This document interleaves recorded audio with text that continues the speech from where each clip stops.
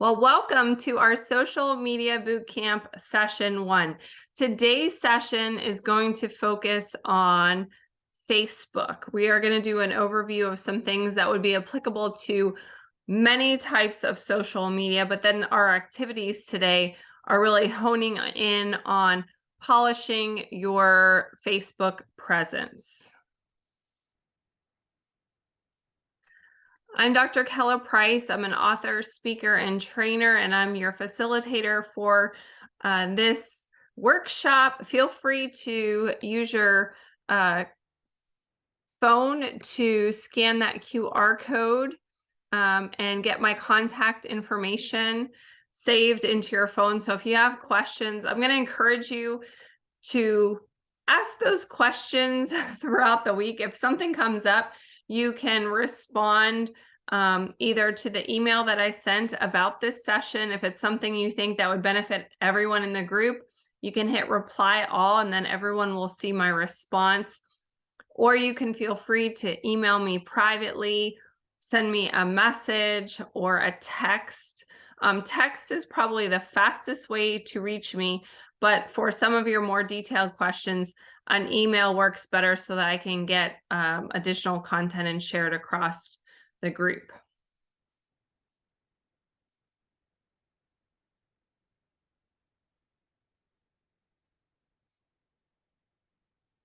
As I mentioned today, our focus is Facebook. And there's a couple reasons we're kicking it off with Facebook is because one, it was one of the top responses from your survey that you answered out of this group, but it's a widely used social media tool. As of October 2022, Facebook had 2.93 billion monthly active users.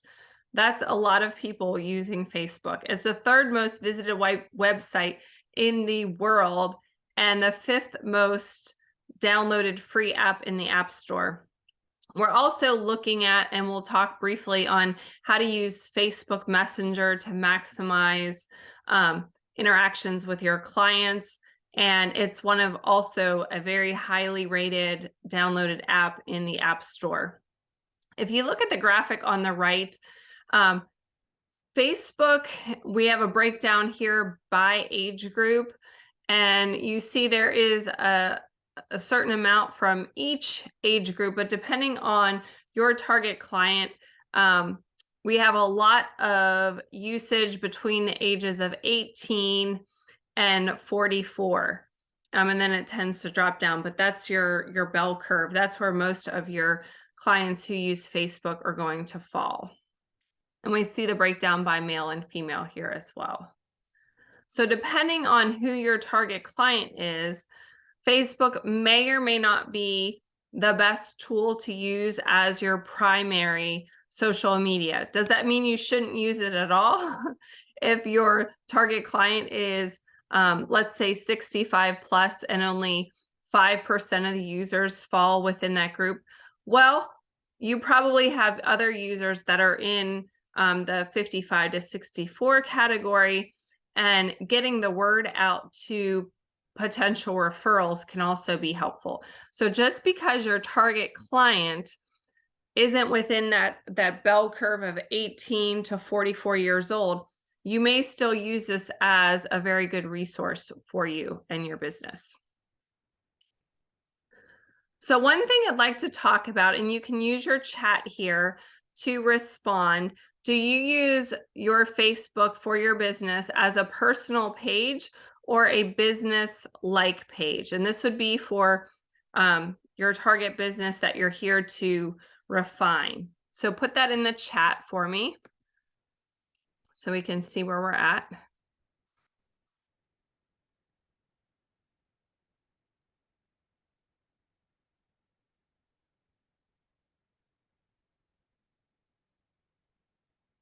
We've got one business, one both. Stacy doesn't use Facebook at all.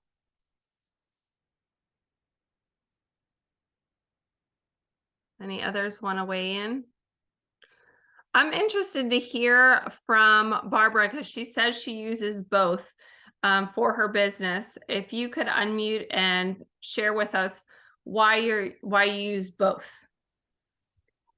I use my personal one. The business one is strictly business articles and things like that about health and things like that.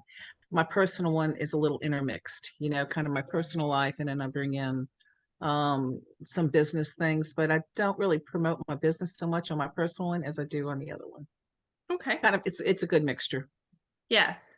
Yes. And for people who are um, solo entrepreneurs or they are their brand, like Jose, like myself, Barbara with your health and wellness business, integrating some of that into your personal page is important because you are your brand, but you do still want that business page for sure.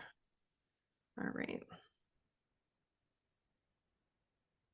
So one of the things we want to do for setting up our business page, the first step to success is to make sure that you complete your profile. So when I go to your Facebook page and you have a cover, you should have a cover photo and you should have a header. Now, depending on your business, your profile picture that you use for your business may be a professional headshot, or in Jose's case, he's a fitness coach, a fitness related headshot, or it could be your business logo. So you really have to weigh in and figure out which you want to use for that. I'm using my Healthy Fit for this particular example, and my profile picture for Healthy Fitness Life Coach is my Healthy Fit logo because I'm building that specific brand. I've also created this custom header, and I created this in Canva, which I'm going to talk about a little bit later today. It's one of my favorite professional marketing tools that makes you look like you're a professional graphic designer and marketing artist without actually going to school for that. So it really puts together some polished pieces for when that's important, some advertising pieces. And that's what I use to create this particular header. So Healthy Fit has 10 brands. And actually, when I created this, we only had 8 brands. So those are the 8 boxes along the bottom that I've outlined on the header. And then I've incorporated some key pieces of information about Healthy Fit to describe what I do graphically to someone who looks at this. So by looking at this, I do group fitness. It's for all fitness levels and abilities. I also work on nutrition. My workouts are fast. If you're an instructor, there's no gym license fees or low instructor costs, and you can teach virtually. And so there's kind of a mix on this page to kind of describe the Healthy Fit umbrella. So when you create your header, it should tell a story about your business. I would recommend using more than one photo because most likely your business has a couple different things and that you want to highlight, and one picture itself might not resonate with your entire audience. And actually looking at this, I should probably go back and as looking at this critically, I have a lot of pictures on here related to yoga, and that's only one. It ties into like 2 of my brands. So I have like 3 pictures here related to yoga. And actually this one that was stretching at a outdoor fitness event, I'm actually in a yoga pose also. So I think I am going to go back and change some of these pictures to really highlight some of my other brands. So when someone looks at this, they don't just think that I do yoga if they're not looking at the brands, if that makes sense. So create a header. And if you don't have a customized header that has some of this information on it, this is going to be one of your assignments. We're not going to work on creating the header today. If you have a header that you want to update, and you can upload that onto your Facebook page now, you can go ahead and do that. But most of us probably want to do a little update. It's a good idea to update it periodically anyways. So one of the things that I am going to ask you to do now is when you go to your business page, I know Jose said that he didn't have a business page. I thought I found a link. You had sent a link in the survey to yours. When you go to your business page, log in. If you're using your laptop, log in using your phone to your business page.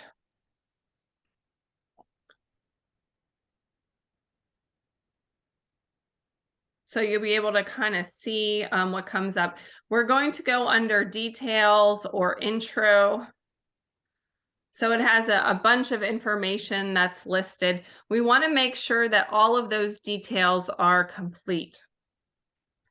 So if you click on About Info, it has a number of pieces of basic information. And some of these, they change these periodically. So if you did fill out your profile previously, you may be due for an update because there may be some new piece of information.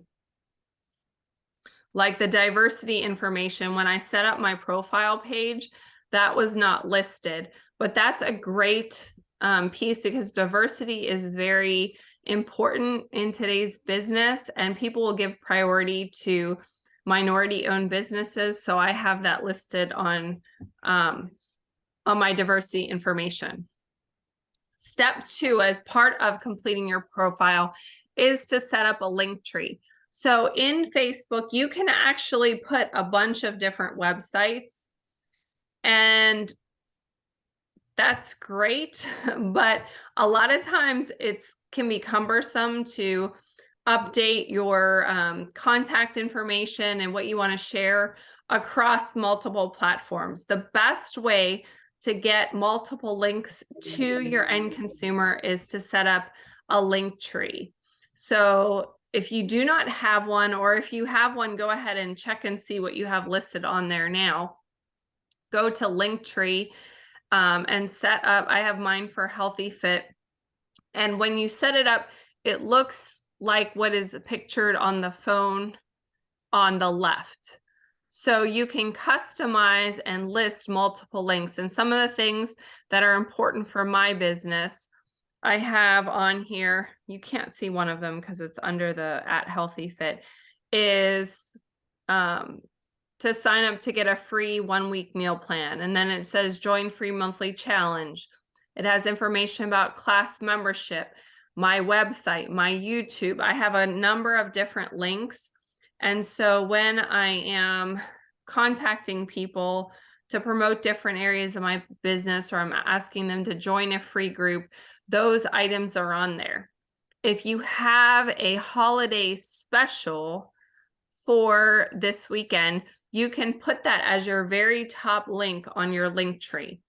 And then when that special or promotion is over, you just hide that link. You can also shuffle the order of the items in your link tree, which is great when you are focusing on building a particular aspect, or you have some special challenge going. Maybe you bring the free monthly challenge to the top. So whatever you want the client most likely, or the prospective customer, to use first, that should be like the first thing in your link tree, because most people are not going to click through all of them.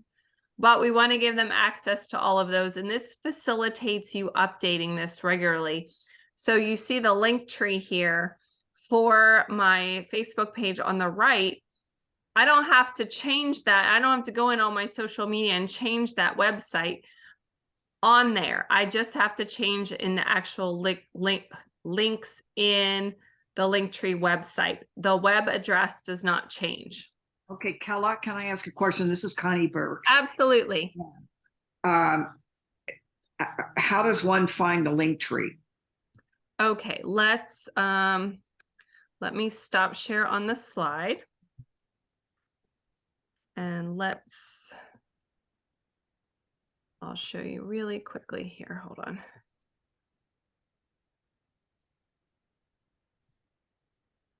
Okay.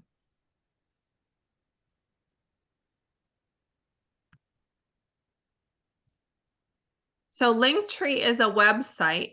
It's linktr.ee. So when Okay. you go to that, tr.ee. yep, tr.ee. Mine's already trying to log me in. I loaded it twice and it went to the login page. So when you don't have a Linktree, you're going to click on sign up. It should probably be in the top right-hand corner. And you're going to create a profile here with a name. The name that you put in there is the name that's going to be in your link. So if you have a business name, I would recommend putting your business name in there. If you are branding yourself, then you would put your name in there. But if it's a business, I would put the business name. And then once you have that, you can see I have a number of different ones here for different parts of my business. You can create more than one Linktree. If you have different businesses, I have just different logins. And is it linktree.com? Is that where I go to? It's linktr.ee. There's no .com. Okay. It should, if you mistyped it, it should come up in your search for Google search. So here, this is what my dashboard looks like. And you can create with your Linktree. See, I have my subscribe here for MailChimp to get started because I'm building my email list. So I want that to be my primary thing. I used to have a different Google form for a 1-week workout plan. I have that one turned off right now. I have some other free groups listed.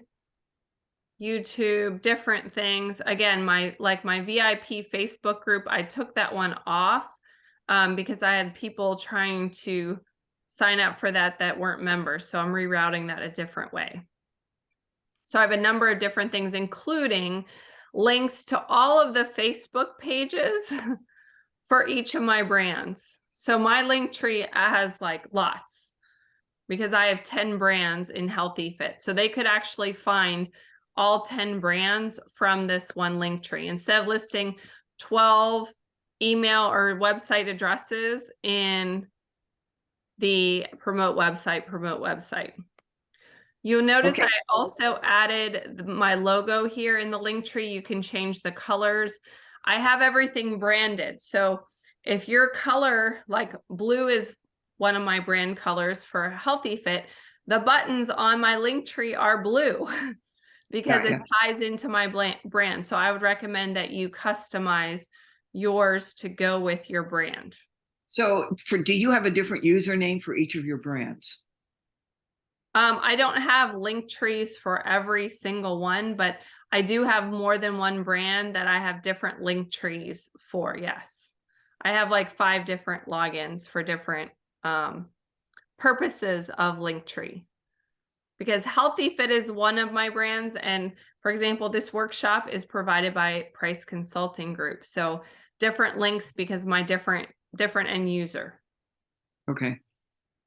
Great question. Did that clarify that? Yeah, but I mean, I'm just thinking for myself, my business, I'm a Mary Kay sales director.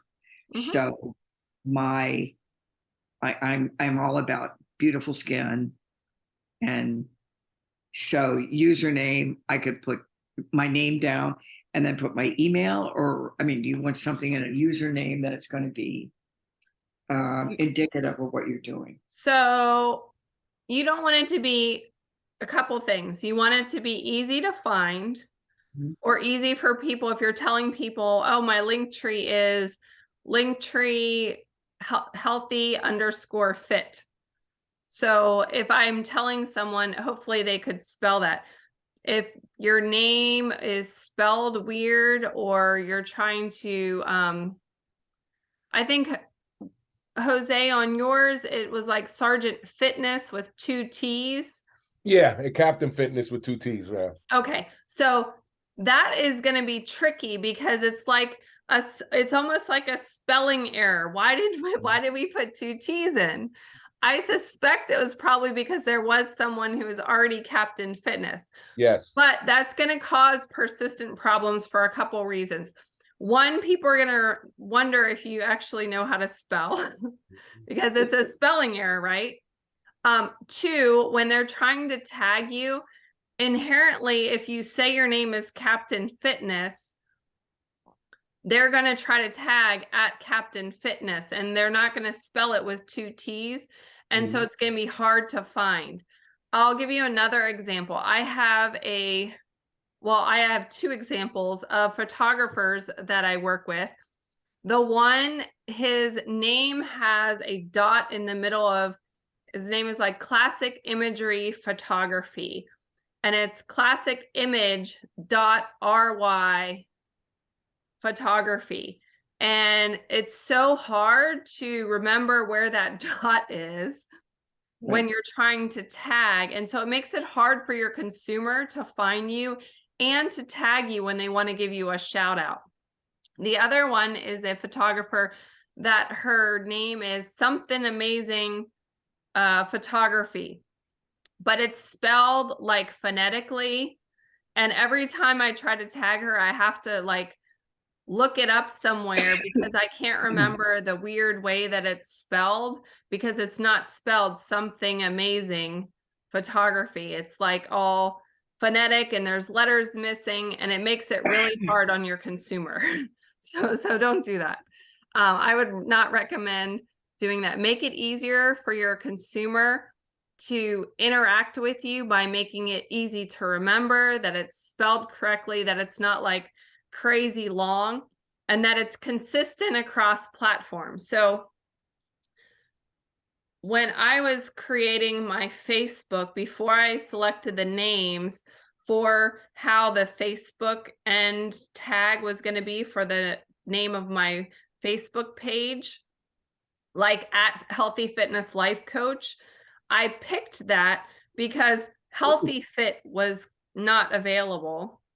And I played around with, I checked on Instagram to see what was available so that they're the same, because that makes it conducive for the language to talk to one another so that you can share.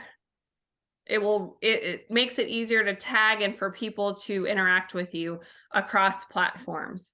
So check on Instagram if you're creating a name. Grab the name that you want and make sure it's available in Facebook so that they're the same. Okay, I have one last question about this. Years ago, I don't know, it's been a year. I have not done anything with Facebook. I had a site called, it was at Beautiful MK Skin, and I haven't done anything with it for a year. I tried pulling it up a moment ago and nothing happens. Is that something that I could rejuvenate? It's not even pulling up your website address. Not pulling up anything. Yeah. So No, you didn't see a Facebook site. Yeah. Oh, it may be, if it's not pulling it up as dead, if it's inactive, they probably closed it. Okay. In which case I need something different. Yeah. Okay. You'll have to recreate. Okay. Okay, so Jose, to change your username, you're going to have to go into the settings on your Facebook. It So- should be under settings and change username. Okay. So I am gonna correct it, take the T off, and what I was thinking was Captain Flores Fitness. Yeah, I like that because that's your last name. Yes, yes. So I would go into what, say again, ma'am? Where would I go into my settings to change that? I wasn't So sure. if you want to make sure, let me just open up my Facebook real quick. Thank you, ma'am. And again, I would want to make sure that that same information is available. That same username is going to be available in Instagram, or you're going to have to change it again because you want them to be the same. Roger. So yes, under settings, and your general profile settings is going to have your username, and then you're going to click on edit. You have to be signed in under your business profile to access the settings for your business.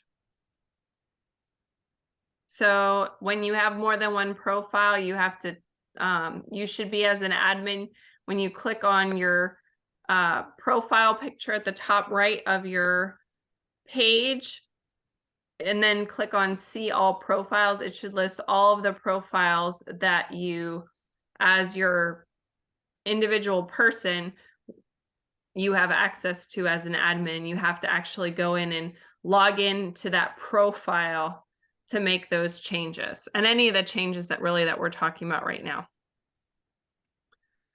All right, so let's go back to the slides. Hopefully you guys have been working on any of those changes while we've been talking here. I just came up with another name that worked. Perfect. Yeah, thanks. Okay.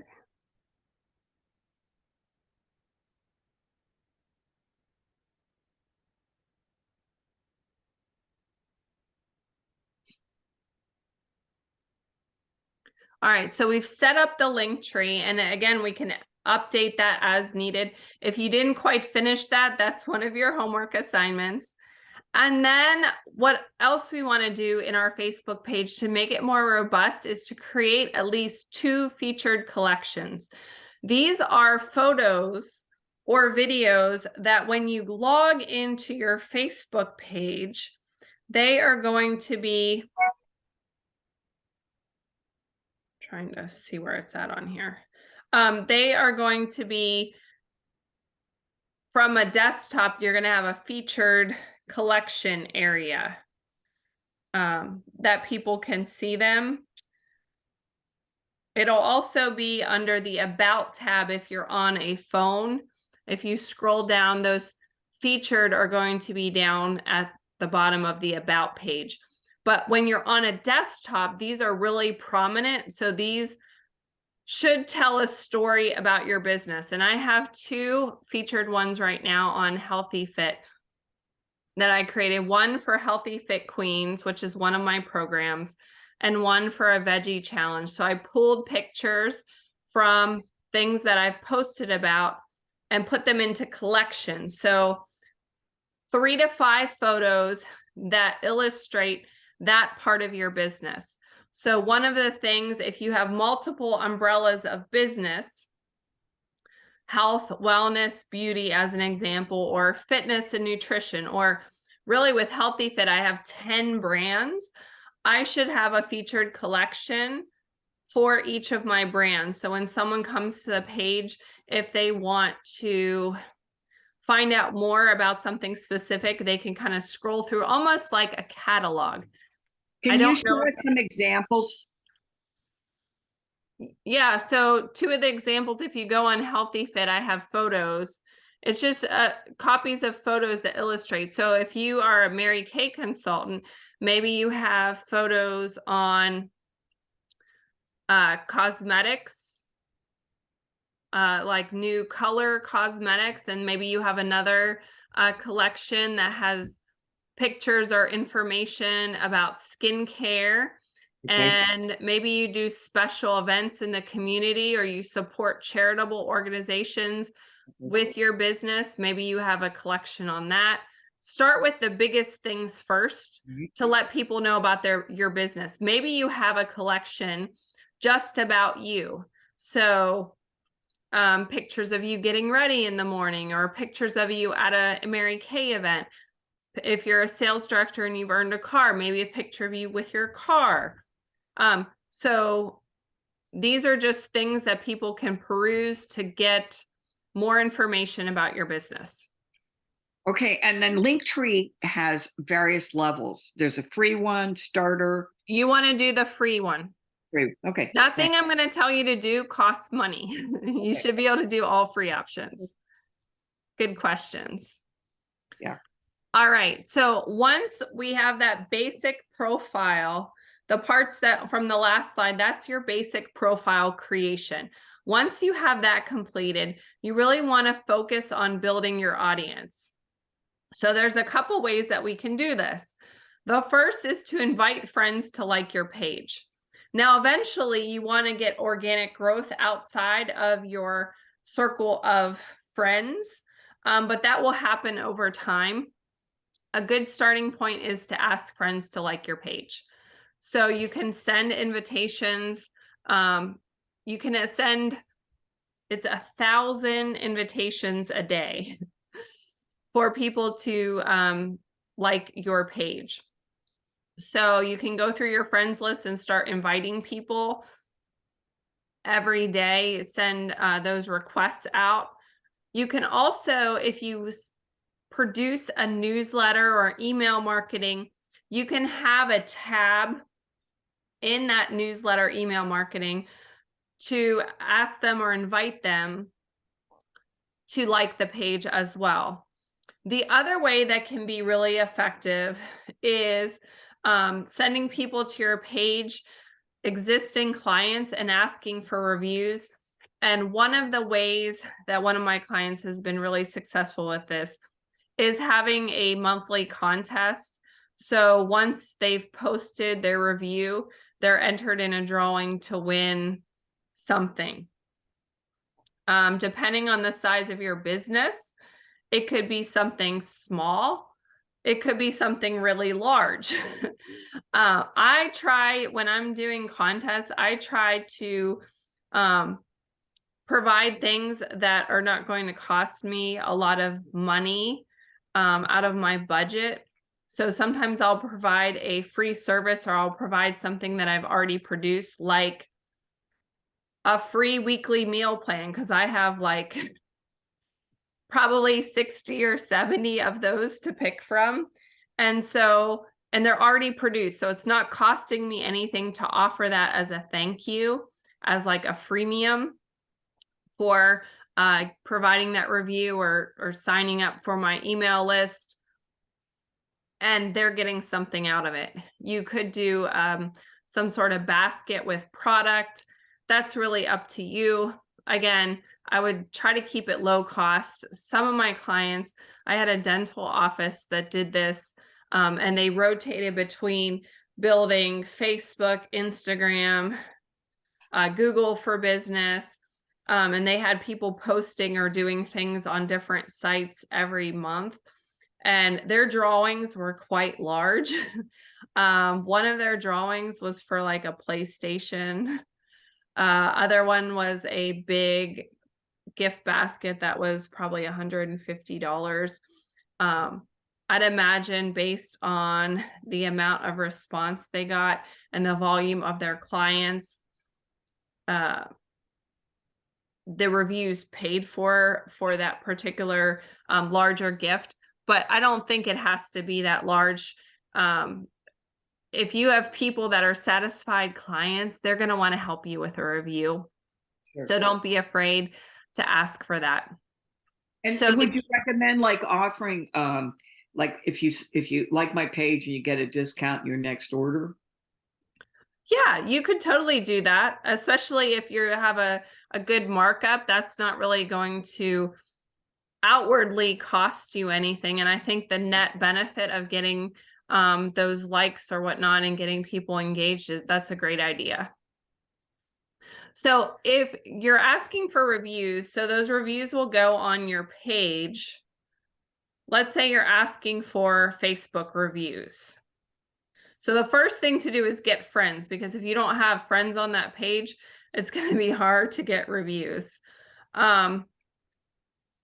You can send out the link, or you can actually add that link on your link tree. But once someone posts a review and you get their permission to use it, obviously if they're posting on social media, they're going to expect that you're going to, other people are going to see it.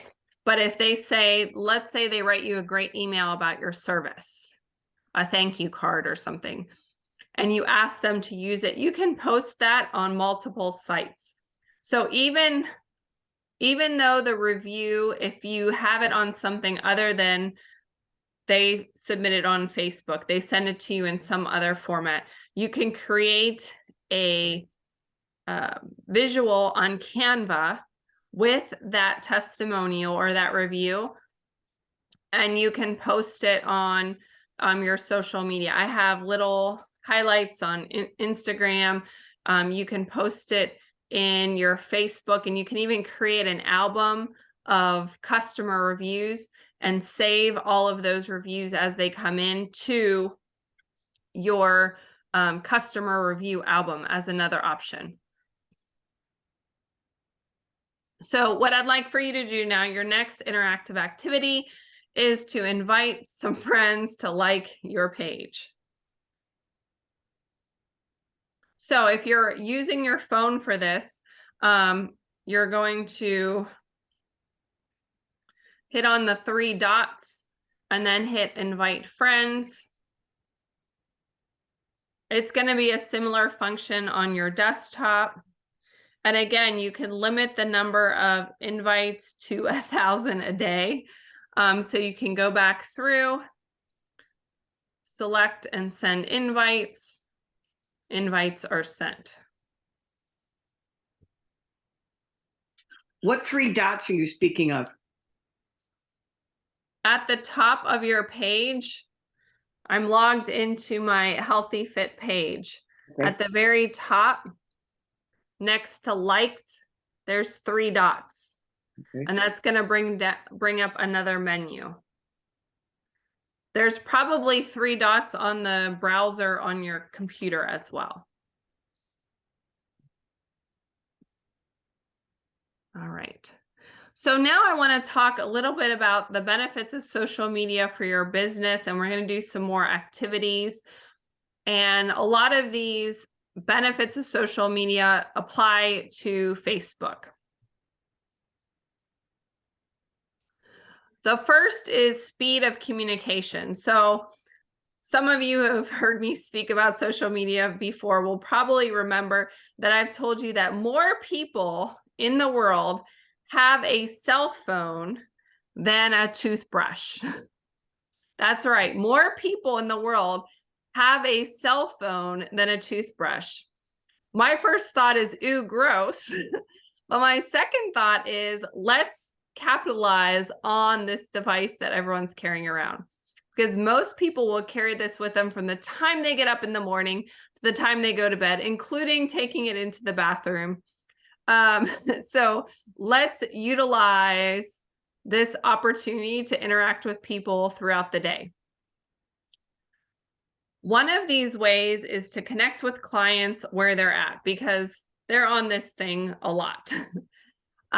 It's a way to establish rapport and connection quickly to improve client engagement and interaction. And the best way to do this is to, if you're not on your phone all day for your business, especially if the business that we're talking about here is not your only job. You have other things to do other than respond to requests on your phone, right? But you want to appear responsive to your clients. So it's important to create automated messages so that you don't miss things. And I found this to be very helpful for me because I have different pages for all of my brands.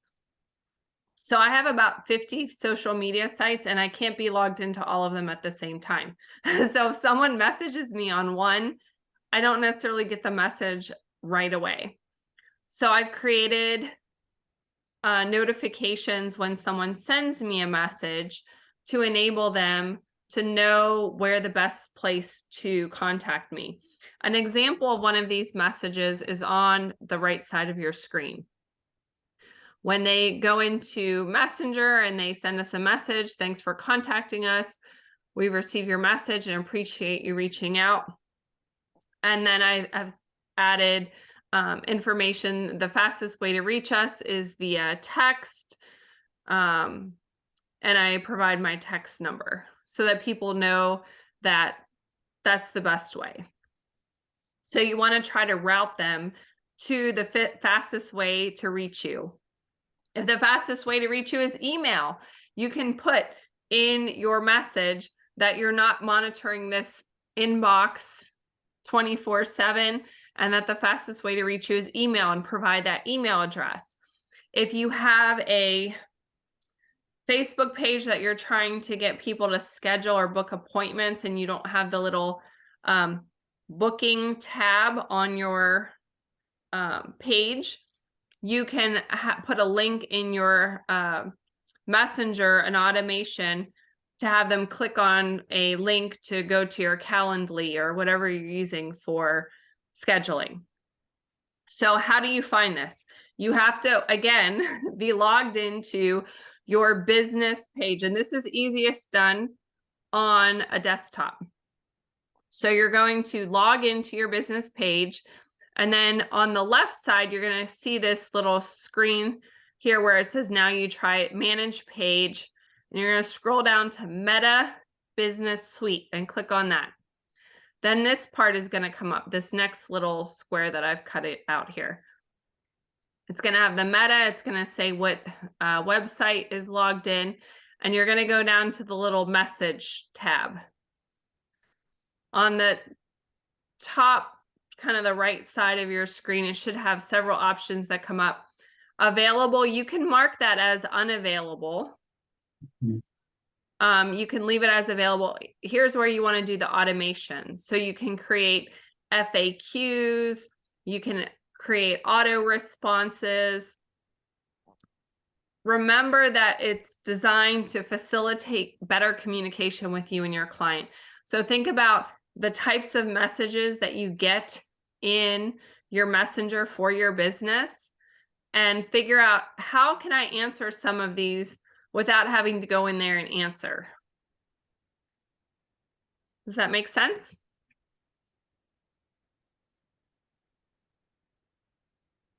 Is everyone getting this set up? At least set up one message so you can see where it's at. I think it's always easier to remember things when you're doing them as you go, so that if you have to go back later and add more automations, you kind of remember what the process is.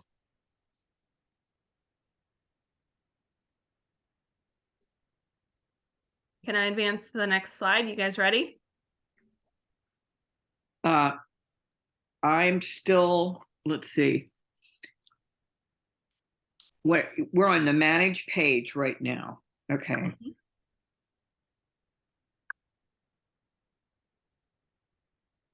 And you go Yeah, down I'm to on Meta professional Business dashboard. Suite.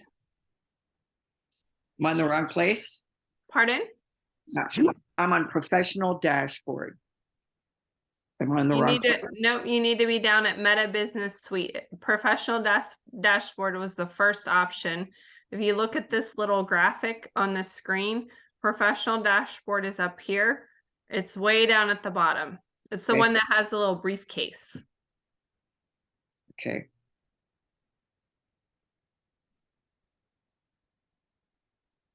When you click on that, it should load this. And you click on the little message. And then you're going to click on automations.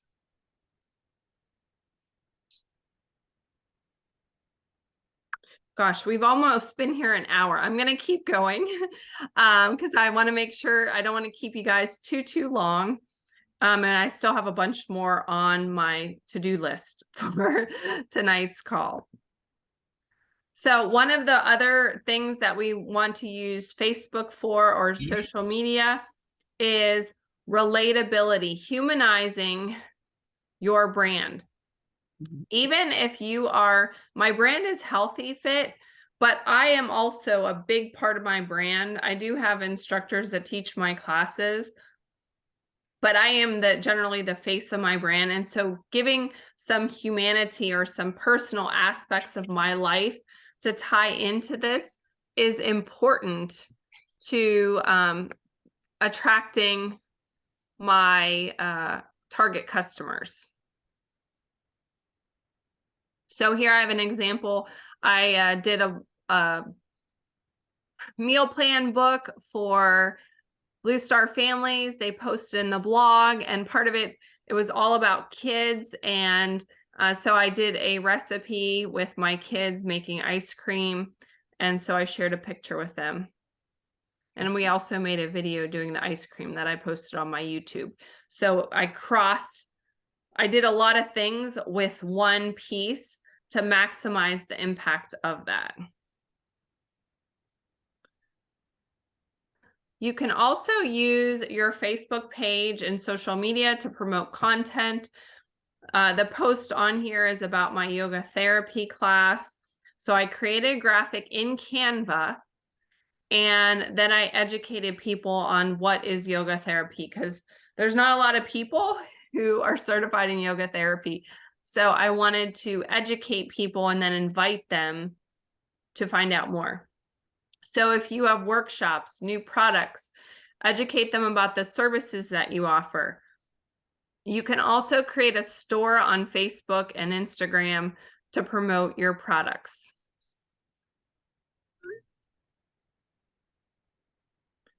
We can also use our social media, including Facebook, to manage customer relationships. So I talked about the link tree. You can also create a QR code monkey, and you can utilize this as a tool when interacting, or even putting it on some of your media that you post, whether it's posters or ads. You can add a QR code if it's something that you think would be helpful. So you've already created your link tree. Then you can use your web address to create a QR code monkey that could be used in your media. The great thing about QR code monkey, again, it's free. You don't have to pay anything. And when you hold your phone up to the little QR code,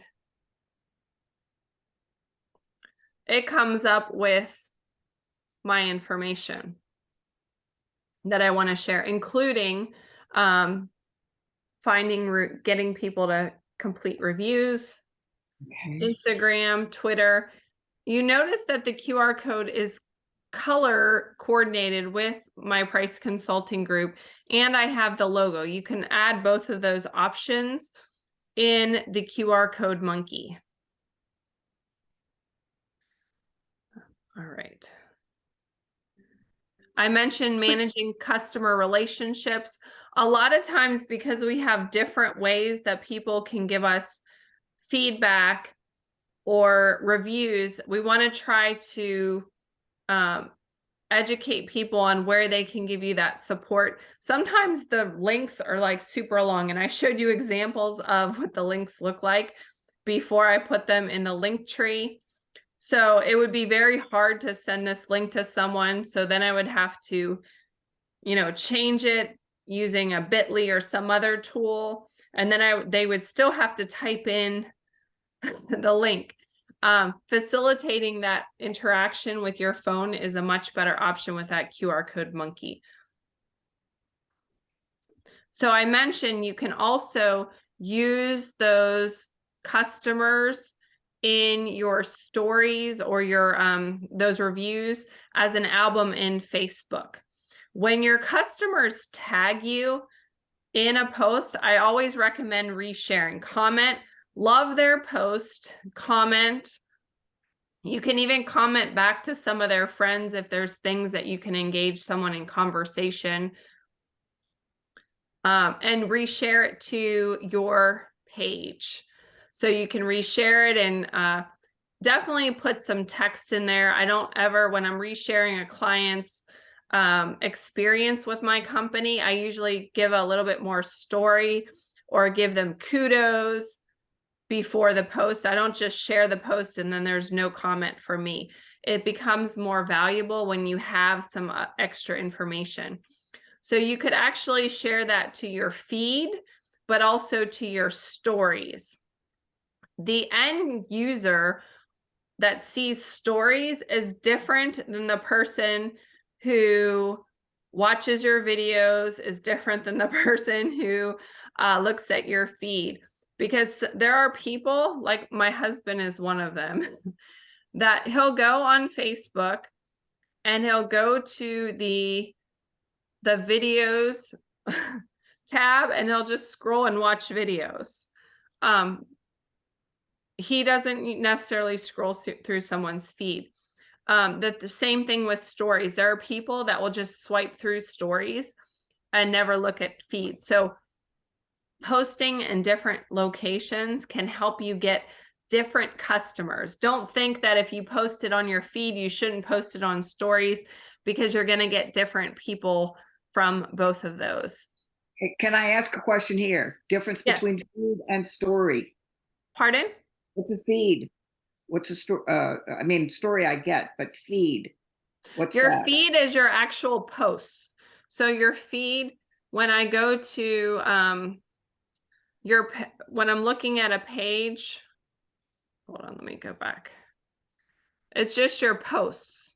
Your feed is if someone's scrolling down, Yeah.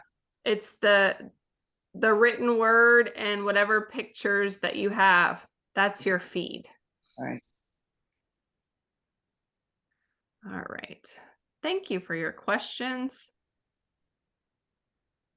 So lead generation is another important thing that we can use social media for, especially when we're expanding our market. More than 60% of my current business is through Facebook and social media. So I don't do a lot of print advertising. I don't pay to be in magazines.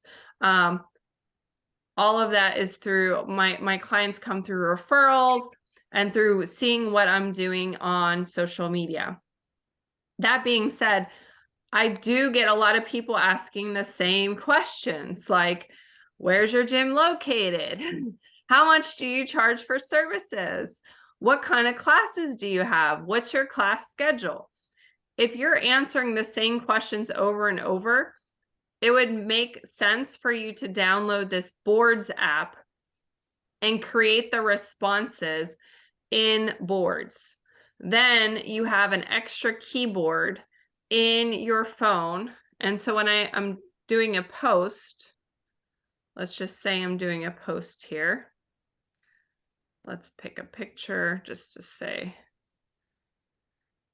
When I go in my phone, I have this little 1, 2, 3, and then I have this little world at the bottom. The world has my different keyboards, and one of those is boards. And so then I have all these different tabs. So if it's something that I comment on specifically that I want to just repeat, I would just click on that and it populates it in the message. So I can use this on literally not just social media, but emails, text messages, Facebook Messenger, social media.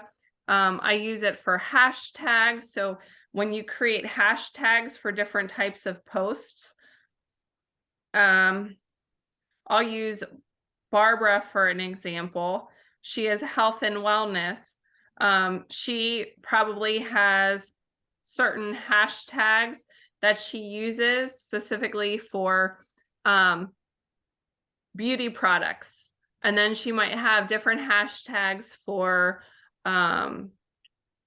more like nutritional supplements. And maybe she has other hashtags that she uses to promote her business for other potential entrepreneurs. So you could create different groups of hashtags in boards so you're not constantly typing in. This is a huge time saver.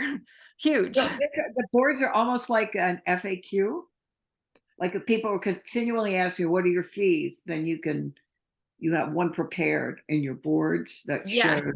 So then you just basically you tap on that board and it will populate it into whatever app you have open on your phone, whether it's Facebook, Messenger, direct message, WhatsApp, whatever method of communication you're using.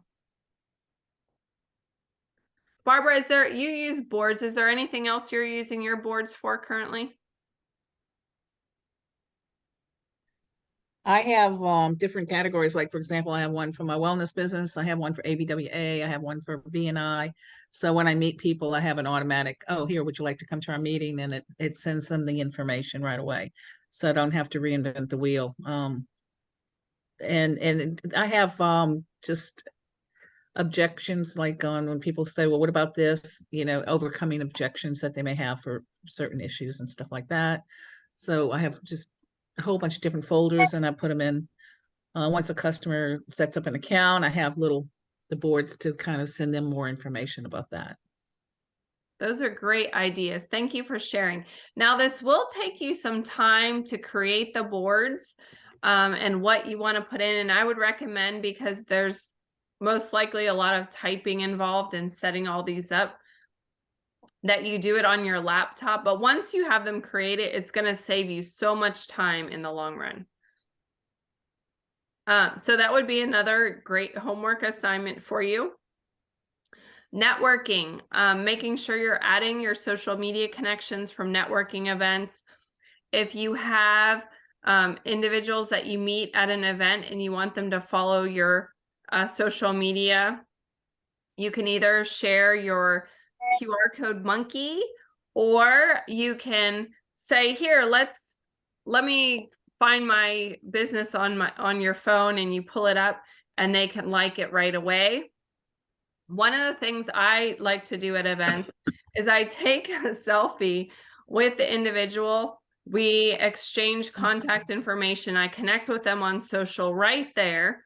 And later, I'll typically text them a copy of the photo, but then I will also tag them in the social media posts later, like, oh, I met so-and-so at BNI and it was such a great experience. I can't wait to see them again. And then reach out to them before the next event to connect again, so you maximize on that networking. Okay, and then you mentioned creating a QR monkey. Yes, I QR have no code idea monkey. how to do that. It's another website. And what would that website be? Just search QR code monkey. Okay.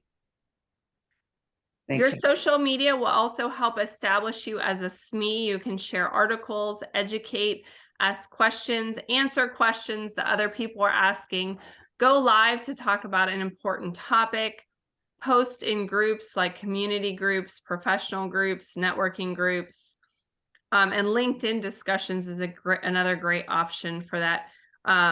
When we talk about LinkedIn in another session, you'll find out more about that.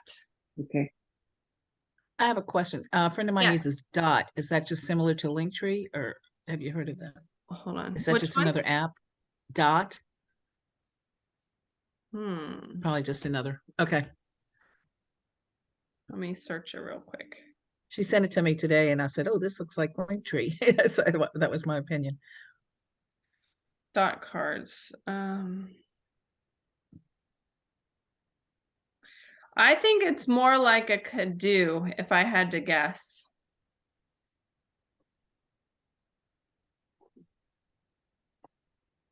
Transfer your profile. It sounds like it's more like the KADO, Kadoo, which we didn't discuss in this workshop, that shares your essentially a digital business card. Oh, okay. Yeah. Good question. So social media, including Facebook, will improve your visibility. So this is really important. Perk your ears up, because this is part of your homework assignment for this week. We're going to use the 4-1-1 rule. So this breaks down your content into 3 different categories: relevant content, reshared content, and promotional content. So 4 posts should be relevant content related to your business. 1 reshared content, like a repost of some kind, whether it be from a fitness article, if you're a fitness coach, or a health and beauty article, or something related to aging beautifully, as an example for some of you. And then promotional content. Promotional content, that's your selling post. Only 1 out of every 6. This week, because there's Black Friday and Small Business Saturday, I'm going to say you can do 2 posts, especially if you have 2 different promotions going, because it's a big social media weekend and lots of things happening for businesses. But generally, 4-1-1 is the ratio. Use your branding, use hashtags. Some might be every post in your business. So my Healthy Fit posts, I typically hashtag Healthy Fitness Life Coach. Some may vary on topic. Again, we talked about using the boards to make this process easier. Remind people to connect with you on other platforms. Some people will put a whole list, or they'll use a board to create a list of their social media networks that they'll share at the end of like every post. I don't think you have to do it on every post. There are certain types of posts that I'll remind individuals, like if I upload a video on YouTube, then I share that video on my Facebook page.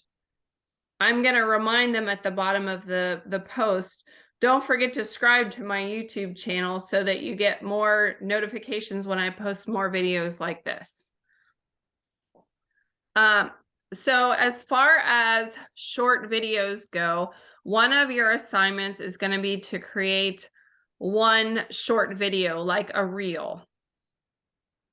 So reels are getting to be really popular, not only for for Instagram, but you can also post videos in your social media on Facebook as well. And those short videos are good because people just don't have a good attention span now. And because Meta owns Instagram and Facebook, they're really encouraging those reels. And generally speaking, you will get more views on video than pictures and post. Personally, I'm a pictures and post person when I like to look at my social media at other people's things, because I can read faster than someone can spit something out in a reel.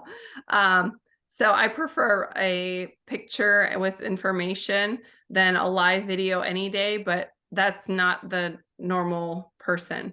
Most people are going to watch videos instead. So you're going to make at least one video this week as part of your homework and post that on your Facebook. And what's the typical length of a reel? 30 seconds. It's like a commercial. 30 seconds. Great. So you could do, as a Mary Kay consultant, you could do your morning face washing routine.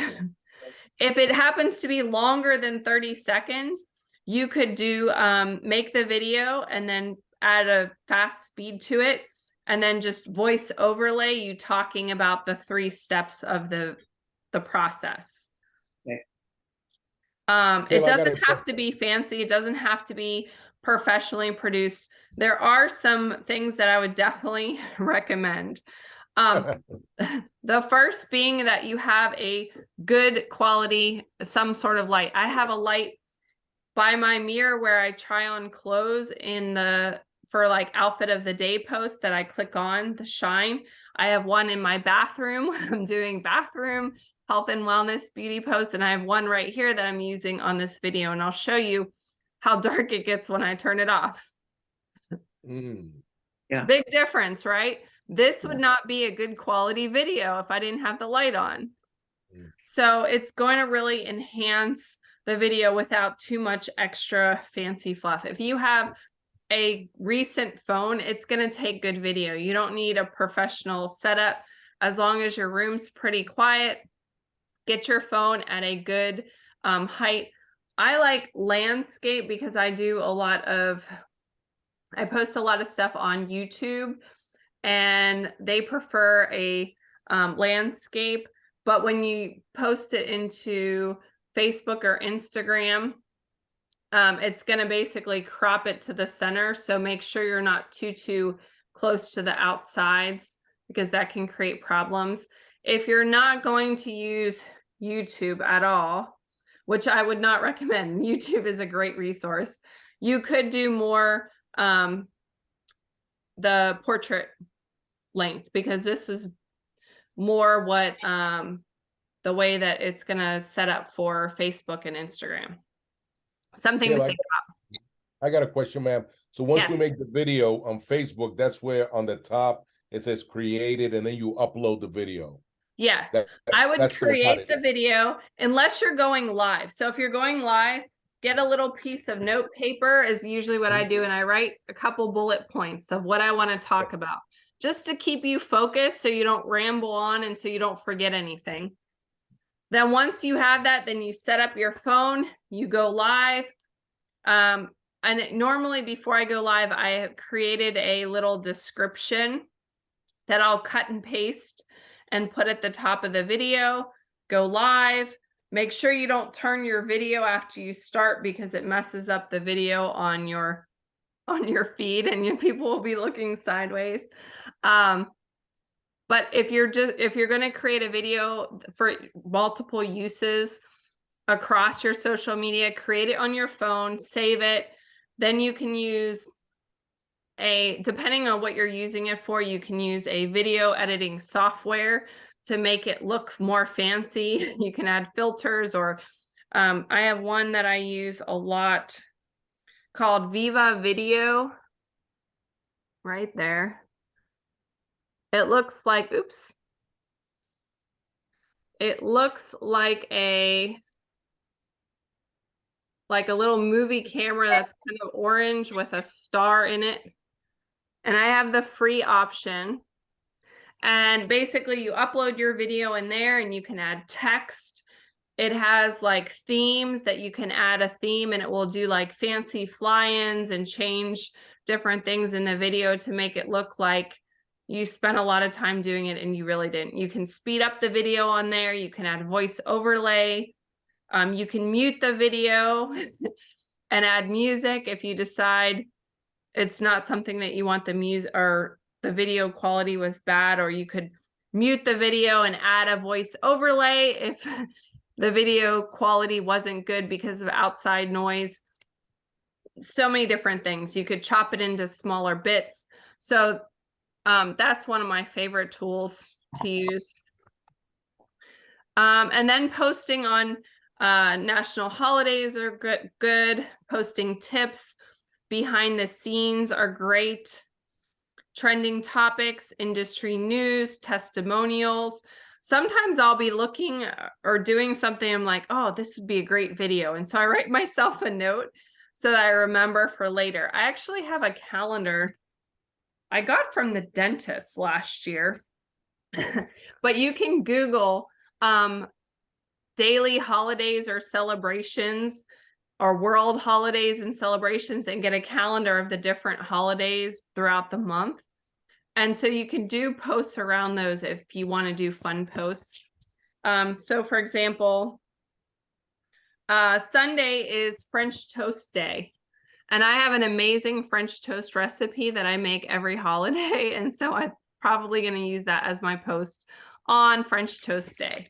So that will give you ideas. There's like endless things that you can post about. I recommend cross-posting to automatically save time. So I'm going to show you how to check that in your Facebook momentarily here. So we also want to drive traffic to your website because let's be honest, there can be times that you could get thrown in Facebook jail for messaging. It has happened to me when I've had an event and people have said they're interested and I post the same comment to a bunch of people like, here's the link to buy your ticket. I don't see you've bought your ticket yet. I hope to see you there. I've gotten locked out of Facebook and can't comment to the people that have signed up for an event or said they were interested, as an example. So you're never guaranteed access to Facebook. All the social media is owned by other people. So if something happens and it goes down or you get blocked out or hacked and you have to start over, oh my goodness, that would be so terrible. You want to have access to your potential clients that you've built relationships through your website, through your email list. So make sure you're driving traffic back to your proprietary sources as well. Customer interaction, user-generated content. We talked about resharing, loving those customer posts, commenting, sharing. Customers, when I repost stuff that my customers and my happy clients have posted in their pages, I get so much positive response. I'll get thank you texts. I'll get comments when I talk to them on the phone. They really appreciate this and it helps improve their brand loyalty and their customer satisfaction. So definitely do that because it will make them feel super appreciated. Okay, so I want to talk to you now. We're almost at the end, so stay tight. About some other tools in the Meta Business Suite that you can use for your social media posting. Because we want to make a plan or plan to fail. We don't want to start the week and be like, I don't know what I'm going to post. I'm just going to see what happens during the week and post when I feel like it or when I have time. That's not a good plan. So we want to go to that Meta Business Suite. Again, you have to be on your device or laptop logged in as the business, not as your personal person. Then you are going to go, once you go to that Meta Business Suite from that side option, and if you're on your phone, there's actually an app for Meta Business Suite, but I know there's another way to get to it from the actual page as well. You're going to go to the little thing that looks like a calendar. So once you go to that little calendar, it's going to come up. That's your planner. That is what you want. So from that little calendar or planner, so if you're on your phone, and if you're not on an iPhone, it may look a little bit different. On the page, I went to see tools, and it has, let's see, it has your insights, it has tool shortcuts on here. And under tools, it's going to have the Meta Business Suite at the very bottom. So you have to click a couple more things. So this planner will actually have some days listed on it for holidays. National Espresso Day is Wednesday, Thursday, Thanksgiving, Black Friday, small business. This is where you schedule your posts. So you set it and forget it. You plan your posts. Ideally, one of your days during the week, you sit down and you plan for the full week. You plan out your posts and you schedule them in here. And I'm going to show you what the scheduling piece looks like. But first, you have to plan out, what do I want to talk about? So if you're selling a business or service and you're having a promotion this week, that should be one, maybe two of your posts because of the small business Saturday and Black Friday. You could also do a Thanksgiving post, and you could actually click on, if you look here under moments, there's templates for Black Friday, for Thanksgiving, for small business Saturday, that it will have like little e-cards or videos that you can create using Vimeo, because Vimeo is owned now by Facebook, or they have a partnership. That you can create very simple graphics. So that's another option. You don't have to recreate the wheel. If you are baking pies on Tuesday and you're going to bake a pie, I would recommend that you take a picture with your pie and a smiley face and make that your Thanksgiving post. So you could plan that. And then once you have the pie picture, you can plug it in here with your message. But that would be a really personal and great post. So again, you want 4 relevant content based on your business that would be of interest to your clients, 1 reshare, and 1, maybe 2 promotional posts because of the specialness of this holiday. So this is where you schedule those in Meta Business Suite.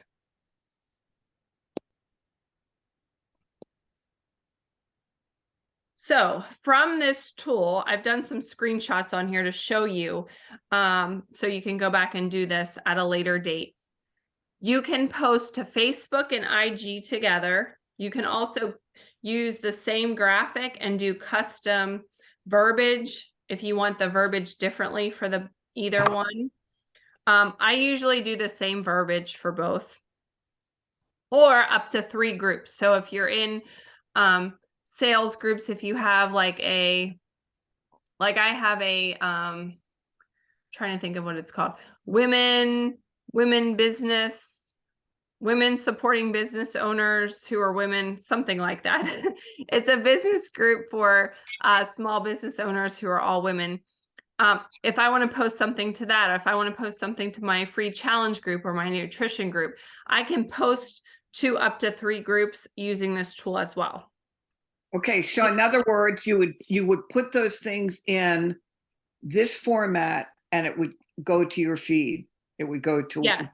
So you go to the planner and then you're going to click create post. There was a little tab on the last page. Yeah. And then it's going to come up with this screen right here, the one that's in the center. Okay.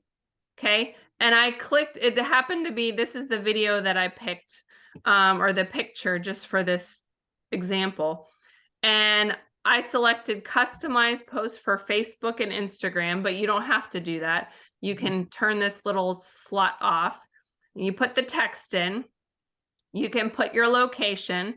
If it's for my gym, I usually say is in Healthy Fit, or I might say is in Dallas, Texas, or depending on what I'm trying to attract people.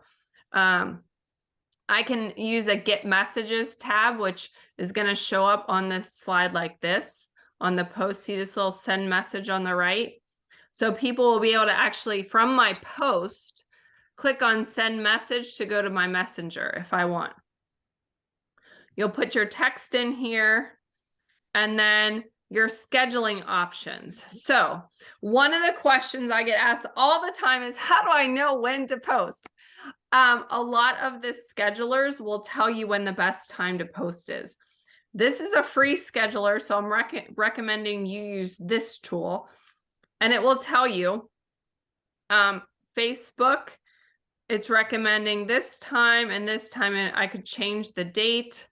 And it will show me active times.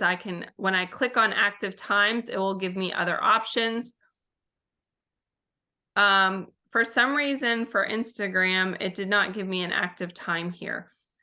Rule of thumb, generally speaking, it is going to depend on your end user. When is a good time to post? So if your target customer is high schoolers, when school gets out at like 3:50 to 5 p.m. is a really hot time because, or late at night after they finish their homework, like 9 o'clock is a good time. For parents of young children, after bedtime at like 8 o'clock is a good time to post, or that hot time before dinner, 5 to 6 p.m. Generally, Fridays aren't a very good day to post. Are Sunday, not a good time? no. Friday? For some reason, Fridays posts do not go as well as if you post them on Thursday. Sunday, generally, unless it's something related to relaxation, self-care, or me going to church, I don't usually post on Sunday. You can play around with it and see when your clients are best responding to posts. Usually before people go to work, lunch hour and after work are good times, or like close to bedtime when they have downtime. But you can, once you post, you can go and look. Oh, hold that thought about posting, because I'm going to show you something else in just a minute. So this is another place that you can create graphics. I showed you on that tool, there's templates from Vimeo. Canva is a great tool. There are free options. This is one of the things that I pulled up for Black Friday. And you could actually, this particular graphic, I could easily pop in 6 pictures of different things that are on sale and put in like my logo and my website, and actually even a hyperlink, and use on social media. Canva, you can create a brand kit. So you take your company colors and you can create a template in there of colors that you want to use. And once you've created that, it will save those colors in there, and you can change colors in graphics like this one. If I want to click on this and make it my brand colors, I could make the background blue with a click of a button. You can save text. So if your company uses a specific font, you can save that in there for consistency. You can upload your logos. I put my logos on a lot of my pieces that I create in Canva for marketing consistency.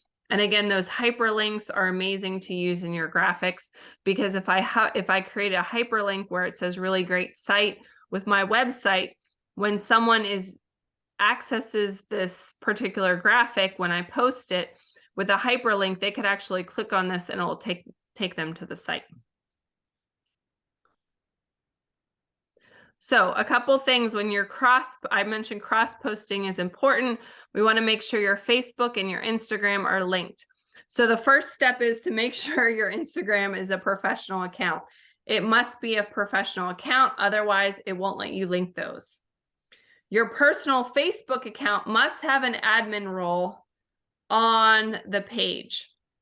So that would be another important thing to check. You can check that from your Facebook, your business page under settings, linked accounts to see if it's linked.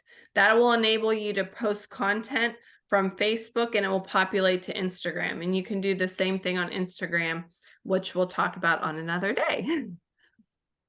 So if you have not connected them, the instructions are on here for connecting it on Instagram as well.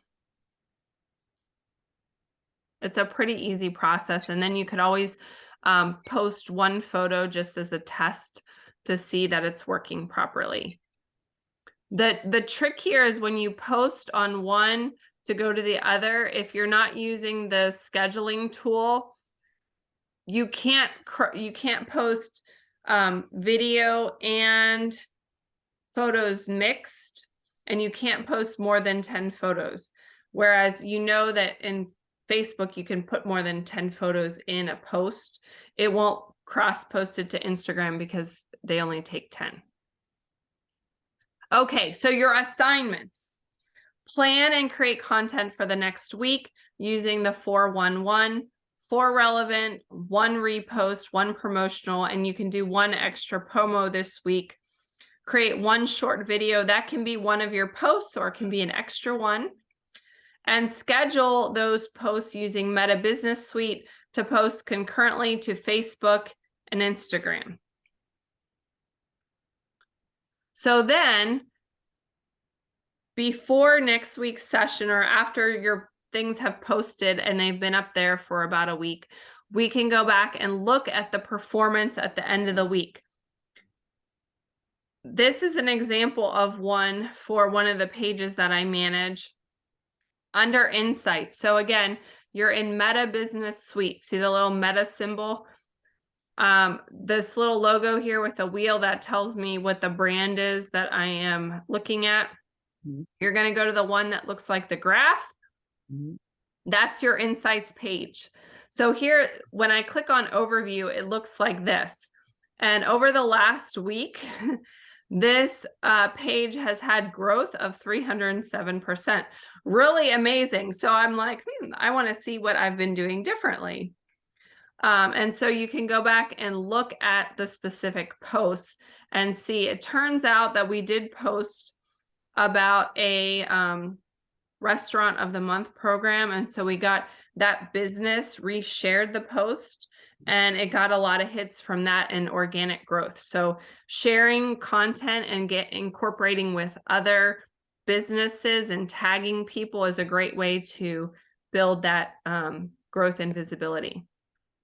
So here's an example when you're like, I wonder what's posting well, to evaluate the effectiveness of what you post. Keep in mind, if you don't have a lot of followers on your page, the views might not be as good, but also the way that you're hashtagging or categorizing, if anyone's tagged in the post, that could impact your visibility. So you can look at all of your content under the content tab. When you click on content, it's this middle part of the Insights section. It's going to come up with all your recent posts. And if you want to click on it, you can see what the post is to remind you. And then what the reach was, you can scroll to the over to the right. I didn't cut and paste the entire thing, but it will tell you how many likes, how much interaction, if you had any stickers on there, did anyone click on the sticker? Lots of information. If anyone shared it, bookmarked it, great tools. This will give you an idea of what kind of posts that your audience likes and what kind of posts are more effective, because part of designing your social media posts is to establish that relationship and that connection with your clients and potential clients virtually. So we want those to be as effective as possible. One of my most popular posts was, interestingly, this well-balanced breakfast post. Got a lot more. I had another breakfast post here that didn't nearly get the same amount of views, but you notice this one, this top post was Monday at 9:28 a.m. Again, I said morning time was a good time to post. This other one was Saturday, 12:47 p.m. Either I had a late breakfast or I was just getting around to posting late. Didn't perform as well. So you could look at your posts and see which ones perform better than others using this tool. This is a very basic question, but how do you go about sending out, asking people to like your page? What's the mechanics of doing that? We went through that on an earlier slide. You're going to hit that little, the 3 dots, invite friends, and pick who you want to invite. You can also send it out via email or in your newsletter. You can ask clients as you interact with them on a daily basis. There's a lot of different mechanisms. It's an ongoing process. It never stops. Okay. You always want to be building. At this time, I know this was a very long first session. I wanted to kind of build the framework for social media and dig into some of the things that I want you to know about Meta Business Suite and how to use Messenger more effectively for your business, and some of the assignments. So those assignments are on that planner tool. The planner tool also has a few other things, some priorities that you need to focus on for the week. So if you have a business that's selling something this week, generating and closing sales over the holidays should probably be one of your priorities. And then you have space to write some other priorities. You have your to-do list, and I left some blanks. And there's some space to ask questions. I hope that's a helpful tool to you, but I'll ask if you have any other questions. We'll open it up to questions.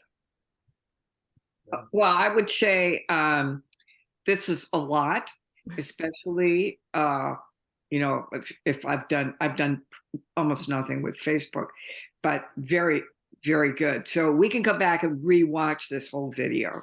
Yes, so this is recorded, and I will be uploading this onto YouTube, and I'll send you guys a link when it's available. And you also have the slides to reference in the meantime to go back and kind of say, okay, I need to do this, this, this, this, and add those things to your to-do list to really refine your profile over the next week. Because next week, we're going to look at another social media. And so we're going to be talking about different things and different assignments.